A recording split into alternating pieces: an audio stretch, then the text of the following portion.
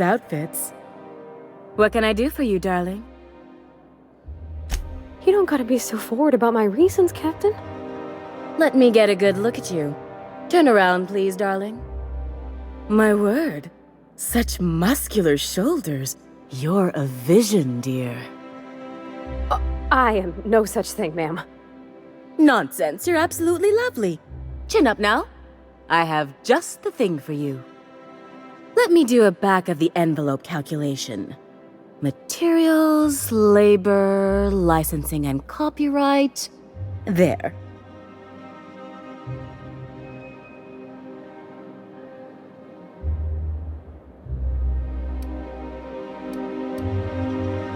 Love. That's the ultimate luxury, darling. Love. Oh, gracious me. I don't get why that's funny, ma'am. Oh, my cherub. Who woos for love anymore? That's so... precious. All right, Captain. Here is the absolute best I can do for you.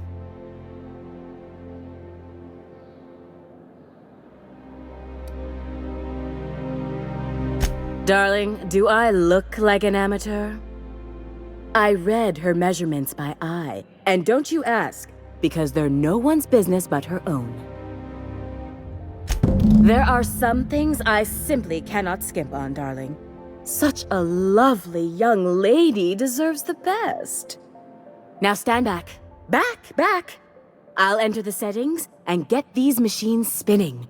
You'll be broke to bespoke in merely an hour. Captain, if you're looking for crew members Ellie or Felix, they're sharing a drink.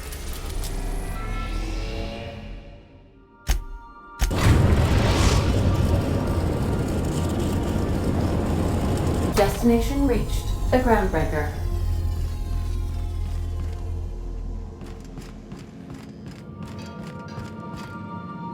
All right. She's on her way. How do I look?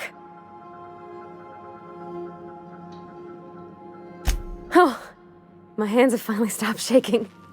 All right. Deep breath. Here I go.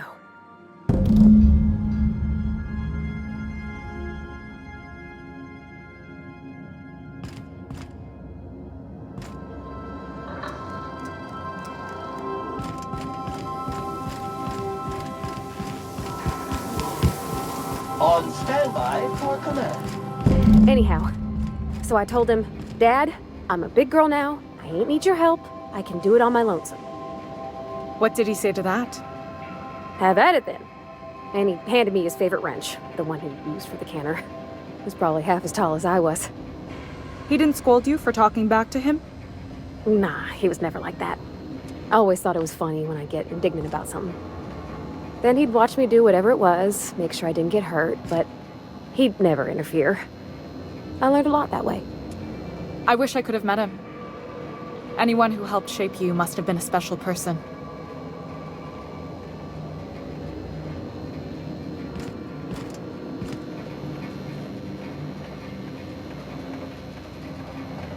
My father and I were often at loggerheads. He had notions of how the station should be run, and I had others. He was fond of saying, "You think Groundbreaker pays for itself? Someone's got to cover the bills," when I chafed against his deference to the board. Sounds like he was afraid of him. He was, and he was right to be.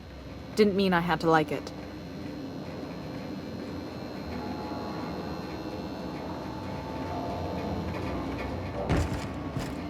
Oh, excuse me. What about your mama?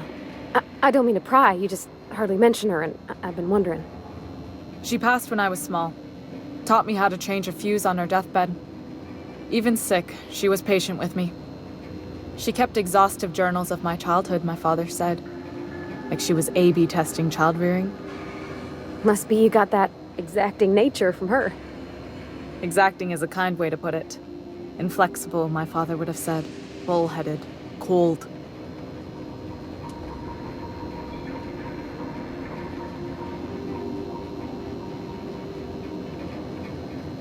Some of the cable routing in... If you're cold, then I'm the void of space. Cold. Pfft. That's the silliest thing I ever heard. Thank you. Isn't this swell?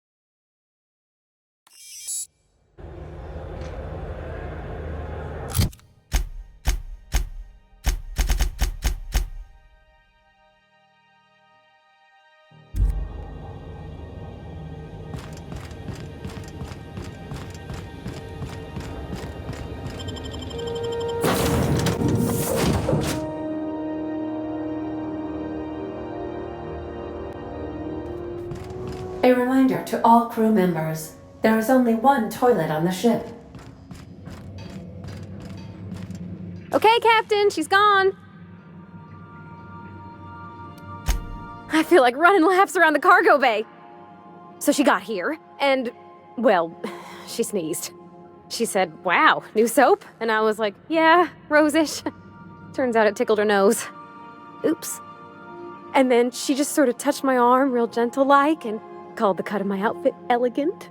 I couldn't hear the rest on account of my heart was beating so hard. Then I led her into the kitchen. I think she about cried when she saw the spread.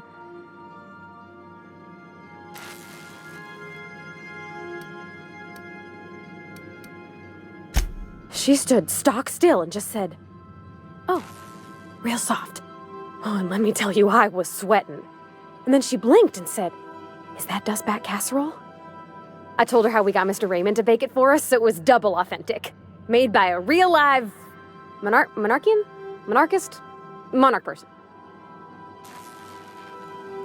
Well, we talked a bunch over dinner about the things we learned just through messages, stuff we repaired, how I taught her to salvage and she taught me to build. When I brung out the sweetheart cakes, June, she got a little teary, said she had a thing she needed to say. But I stopped her because I wanted to say it first. I never felt so bold, Captain. I told her about how she made me feel. Bold like I acted, strong, smarter and kinder than I am on my lonesome. I listed all the things I liked about her. And then she pulled out a paper and read a speech. She talked about the things she admired about me, like my cleverness and my humor, and how it made her want to be more open. Anyhow, when she wrapped up, I asked her to be my girlfriend. And Captain, she said yes! And then she sneezed again, on account of the flowery soap. It's all on your account, you know. Imagine if you'd never taken me out of Edgewater. I'd have never met Junlei at all. I don't know nothing about the Vicar's capital P plan, but you've sure changed my life. So, if you don't mind, I'm just gonna head to my cabin and happy scream into my pillow for like an hour.